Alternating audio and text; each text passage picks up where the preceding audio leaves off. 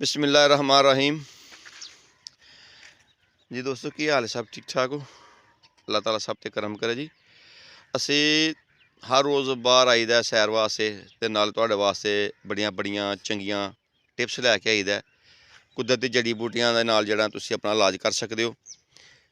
कुछ जो जड़ी बूटियां जेहड़ियां ने ओह स्प्रे दे नाल खत्म हो चुकी दियां ने, क्योंकि बहुत जहरीली स्प्रे होंदी है, उहदे नाल जेहड़ी अक्सर जड़ी बूटियां जेहड़ियां खत्म हो चुकियां ने। लेकिन कुछ जगह ते ऐसी जड़ी बूटियां जिहड़ा तलाश करदे मिल जांदियां ने।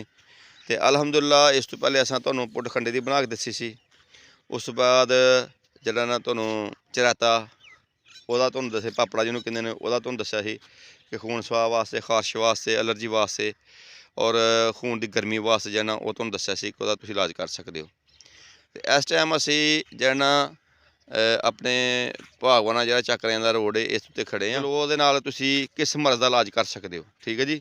तो लो दोस्तों, ए वे ग्लो, ए देखो ए ग्लो होई दी है, ठीक है जी। ए देखो ए ग्लो है, काफ़ी लंबी डानी ही ग्लो दी। ए देखो ए ग्लो है, ग्लो के पत्ते देख लो तुसीं, ए ग्लो है, काफ़ी ग्लो है। ਉਹ नीचे किनारे दे नाल भी ग्लो है काफ़ी। ਇਹ ग्लो ਜਿਹੜੀ ਹੈ ਤੁਸੀਂ ਲੈਣੀ ਹੈ ਅੱਧੀ ਉਂਗਲ ਇਹਦਾ ਪੀਸ ਲੈਣਾ ਹੈ ग्लो ਦਾ। ਔਰ ਰਾਤ ਨੂੰ ਤੁਸੀਂ ਇਹਨੂੰ ਇਹ ਜਿਹੜੀ ਇਲਾਜ ਤੁਹਾਨੂੰ ਦੱਸ ਰਹੇ ਹਾਂ ਅਸੀਂ ਬੁਖਾਰ ਵਾਸਤੇ, ਟਾਈਫਾਇਡ ਵਾਸਤੇ ਜਿਹਨੂੰ ਦੱਸ ਰਹੇ ਹਾਂ, ਹਰ ਕਿਸਮ ਦਾ ਜਿਹੜਾ ਨਾ ਬੁਖਾਰ ਜਿਹੜਾ ਨਾ ਇਨਸ਼ਾਅੱਲਾ ਜੜੋਂ ਖਤਮ ਕਰ ਦੇਗੀ।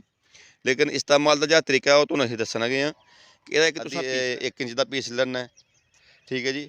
ਇਸ ਦੇ ਅੰਦਰ ਤੁਹਾਂ ਕਮ ਸੇ ਕਮ 1 ਇੰਚ ਪੀਸ ਦੇ ਵਿੱਚ 2 ਚੁਟਕੀਆਂ ਜਿਹਨਾਂ ਦੀਆਂ 3 ਚੁਟਕੀਆਂ ਅਜਵੈਣ ਜਿਹੜੀ ਹੈ ਨਾ ਦੇਸੀ, ਉਹ ਤੁਸੀਂ ਪਾ ਲੈਣੀ ਹੈ।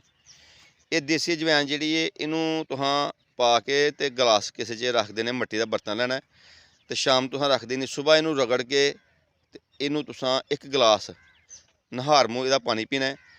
ਔਰ ਜ਼ਾਕੇ ਦੇ ਵਾਸਤੇ ਤੁਸੀਂ ਇਹਦੇ 'ਚ ਨਮਕ ਇਸਤੇਮਾਲ ਕਰ ਸਕਦੇ ਹੋ।